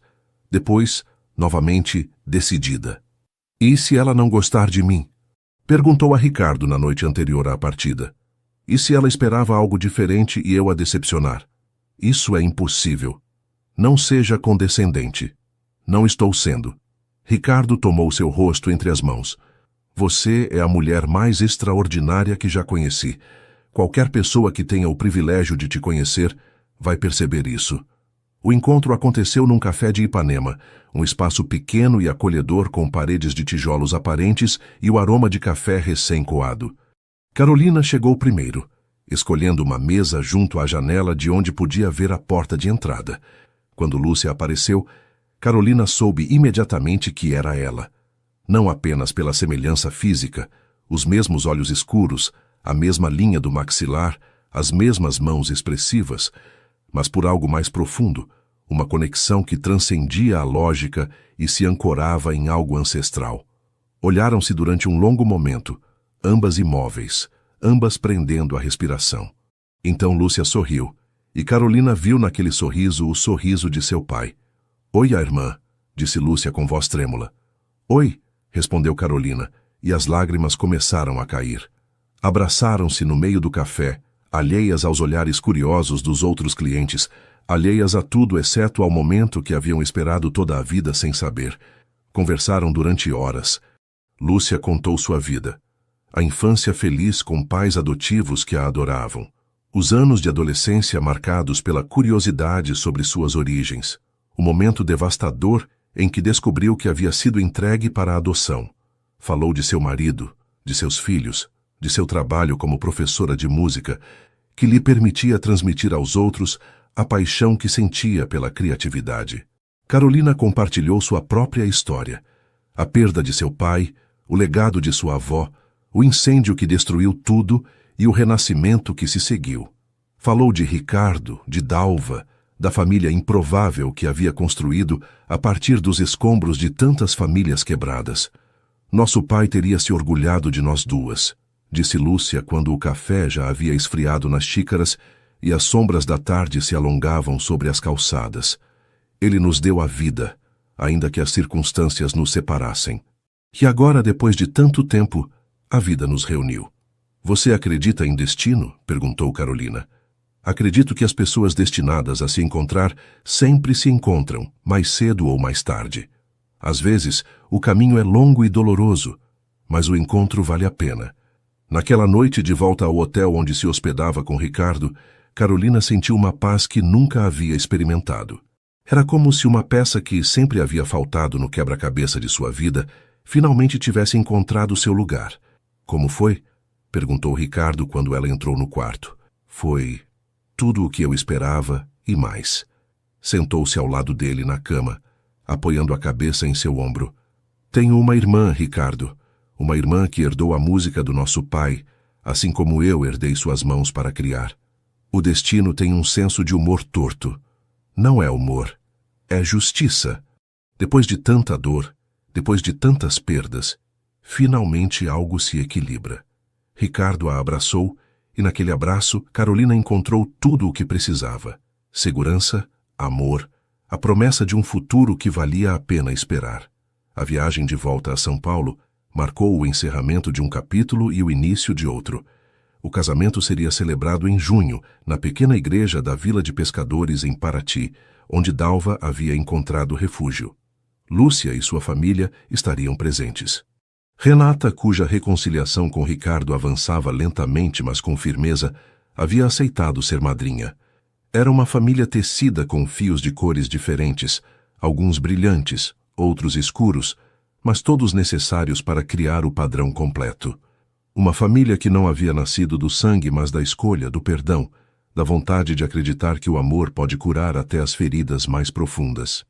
E Carolina, a costureira do Pelourinho que uma vez tropeçou numa bandeja de salgadinhos num baile da alta sociedade, se preparava para escrever o capítulo mais importante de sua história, o capítulo que ela mesma escolheria.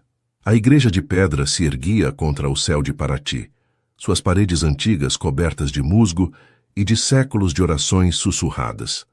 O sol de junho se filtrava através das janelas estreitas, pintando padrões de luz dourada sobre os bancos de madeira onde os convidados esperavam. Carolina se contemplava no espelho do pequeno quarto anexo à sacristia. O vestido que usava era sua obra-prima, a culminação de tudo o que havia aprendido, de tudo o que havia sofrido, de tudo o que havia amado. Era branco, naturalmente, mas não um branco frio e vazio.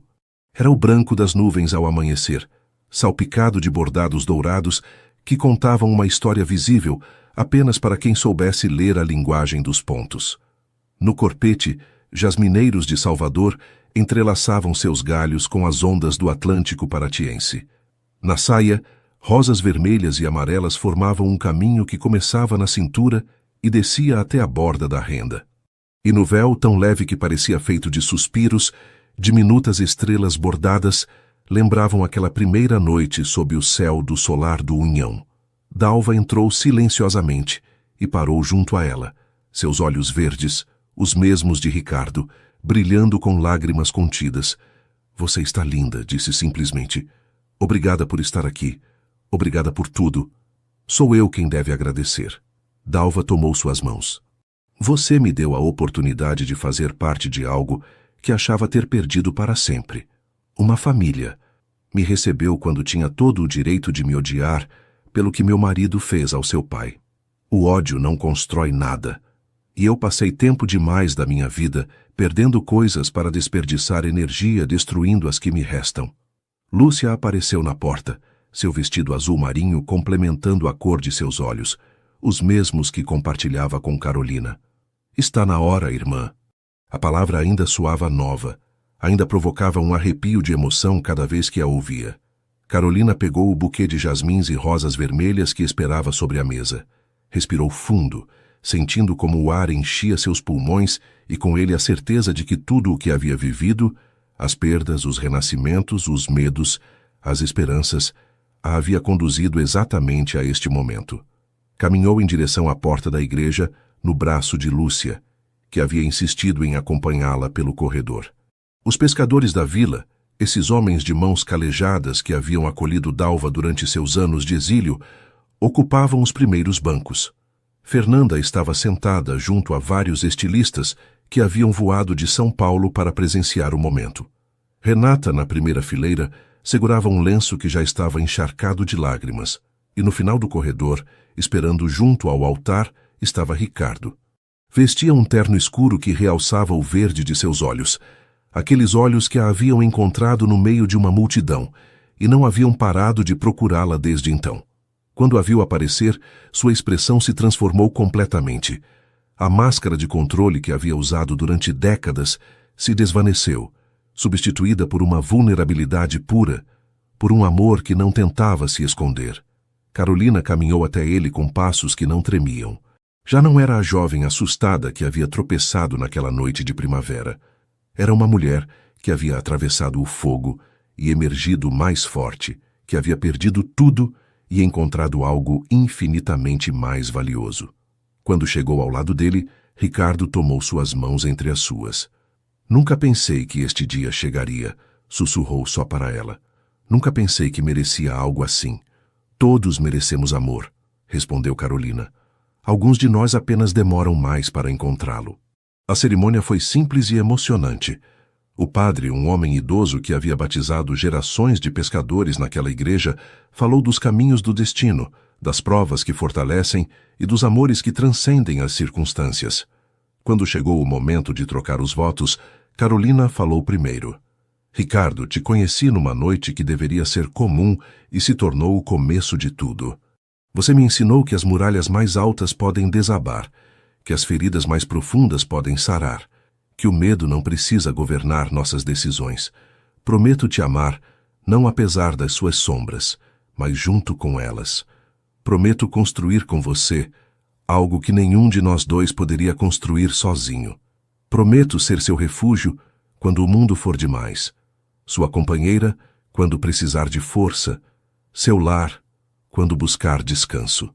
Ricardo engoliu em seco, visivelmente emocionado. Carolina, antes de te conhecer, acreditava que amar significava perder. Acreditava que se abrir para alguém era um convite à dor. Mas você me mostrou que o verdadeiro risco não está em amar, mas em se recusar a fazê-lo. Prometo honrar sua confiança a cada dia da minha vida. Prometo ser vulnerável quando for mais fácil me esconder, ser corajoso quando tiver medo, ser seu quando tudo em mim quiser fugir. Prometo que nunca, enquanto eu viver, você voltará a se sentir sozinha. As alianças foram trocadas, as palavras rituais pronunciadas. E quando o padre os declarou marido e mulher, o beijo que compartilharam continha tudo o que as palavras não podiam expressar. A recepção foi celebrada no jardim da casa que Dalva havia alugado para a ocasião, com vista para o mar que rugia suavemente contra as pedras. As mesas estavam decoradas com flores silvestres e velas que brilhariam quando caísse a noite. Quando chegou o momento da primeira dança, a banda começou a tocar uma valsa lenta. Carolina olhou para Ricardo com um sorriso. Lembra da primeira vez que dançamos? Lembro de cada segundo daquela noite. Meus passos eram um desastre. Seus passos eram perfeitos porque eram seus. Moveram-se juntos pela pista improvisada, e desta vez os passos de Carolina eram seguros, elegantes, sincronizados com os dele, como se houvessem dançado juntos a vida toda. Os convidados aplaudiram, mas eles mal perceberam. Estavam perdidos em seu próprio mundo, na bolha que haviam criado naquela primeira noite e que havia sobrevivido a todas as tempestades. Quando a música terminou, Ricardo a conduziu até a beira do mirante, de onde podiam contemplar o sol descendo em direção ao horizonte. Obrigado, disse ele. Por quê? Por existir, por tropeçar naquela bandeja, por não desistir quando tudo parecia perdido, por me dar uma razão para acreditar em algo maior do que eu mesmo. Carolina se apoiou nele, sentindo o calor de seu corpo contra o dela, a solidez de sua presença. Minha avó costumava dizer que as histórias mais bonitas são as que começam com tropeços, que os caminhos retos são chatos, que são as curvas e os obstáculos que fazem o destino valer a pena. Sua avó era uma mulher sábia. Era. Carolina sorriu pensando em todas as mulheres que haviam contribuído para trazê-la até este momento. Sua avó, sua mãe, Dalva, Lúcia, até Renata à sua maneira. E acho que ela ficaria feliz de me ver agora. O sol finalmente afundou no oceano, tingindo o céu de laranjas e violetas e vermelhos, que lembravam a cor do vestido que Carolina havia usado naquela primeira noite. Às suas costas, a festa continuava. Lúcia dançava com seu marido enquanto seus filhos corriam entre as mesas. Dalva conversava com os pescadores que a haviam acolhido durante seus anos de solidão. Renata ria de algo que Fernanda havia dito, e naquela risada havia um eco da mulher que ela poderia ter sido se o medo não a houvesse deformado durante tanto tempo. Era uma família imperfeita, cosida com fios de perda e redenção, tecida com padrões de segundas chances e perdões difíceis. Mas era uma família, e isso era mais do que qualquer um deles havia sonhado ser possível. Carolina se virou para Ricardo, contemplando o rosto do homem que havia escolhido amá-la quando teria sido mais fácil se afastar, que havia escolhido confiar quando tudo em sua história lhe dizia para fugir. "Eu te amo", disse, e as palavras continham todo um universo de significado. "Eu te amo", respondeu ele, e em seus olhos verdes brilhava a mesma certeza, a mesma paz, a mesma promessa de um futuro que construiriam juntos. Beijaram-se enquanto as primeiras estrelas começavam a aparecer sobre o Atlântico, sob o mesmo céu que havia testemunhado séculos de histórias de amor e perda, de separações e reencontros. E em algum lugar, talvez, o espírito de Miguel Souza sorria ao ver que sua filha havia encontrado o que ele nunca pôde ter: um amor que não tinha medo de si mesmo, uma família que escolhia se amar apesar de tudo, e a paz de saber que as histórias mais escuras podem ter os finais mais luminosos. O vestido carmesim que Carolina havia usado naquela primeira noite descansava agora num baú de cedro novo, junto ao vestido de noiva que acabara de criar. Um dia, talvez, uma filha ou uma neta o descobriria e perguntaria sobre sua história. E Carolina lhes contaria sobre uma noite de primavera em Salvador, sobre jasmins e arcos coloniais, sobre um tropeço que mudou 2 vidas, sobre muros que desmoronaram e pontes que foram construídas. Contaria que o amor verdadeiro não é aquele que evita as tempestades, mas aquele que aprende a dançar na chuva. Contaria que às vezes, só às vezes, os finais felizes existem, e enquanto fizesse isso, olharia para Ricardo com os mesmos olhos que o haviam encontrado naquela noite em meio à multidão, e saberia que cada palavra era verdade, porque algumas histórias estão destinadas a serem contadas, e a deles estava apenas começando. Porque amar era a única forma de verdadeiramente se encontrar.